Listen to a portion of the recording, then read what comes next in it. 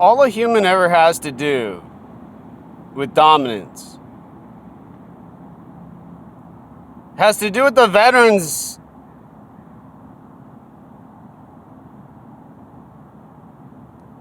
who hide in their fucking basement, typing on their computers a DOD number they received from some stupid fucking stranger who arrived on their goddamn fucking land.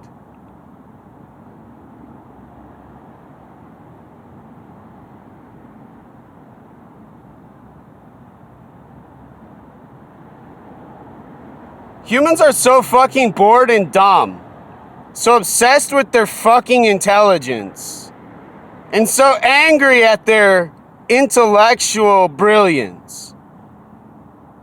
They fail to recognize they're talking to the fucking air. And they're saying what they're doing has to do with the culture, with no business. Other than what they sell on what they hate and what they describe as colonialism. They have no life on Earth, in other words. They're too busy fucking with other humans who want to hang out with them never on Earth, but who have to observe what they dominate on Earth. So they feel a stimulation to reward them for their dominance. They provide Earth. Dominance, they provide Earth to protect Earth from those similar to them who coincidentally wear the same clothes and are as dumb as they are in silence. They run to find the language in conclusion. To stop the words they hear in sentences they don't like allowed in the world where they dominate.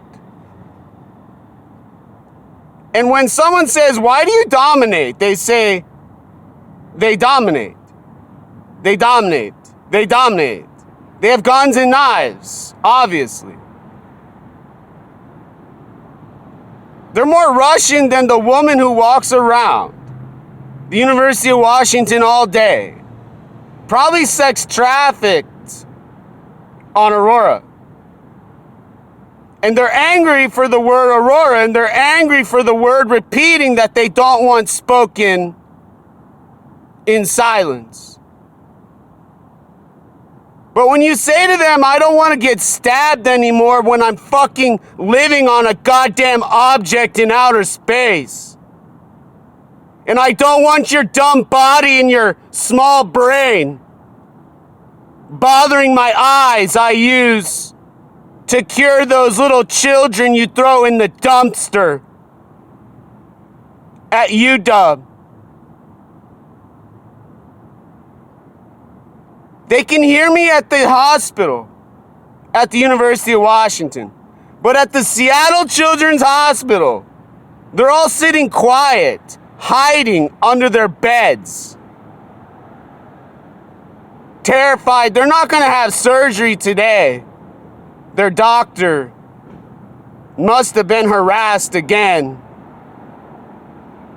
having nothing to do with them and their decisions. And their small, dumb mind they call their brilliance of observation.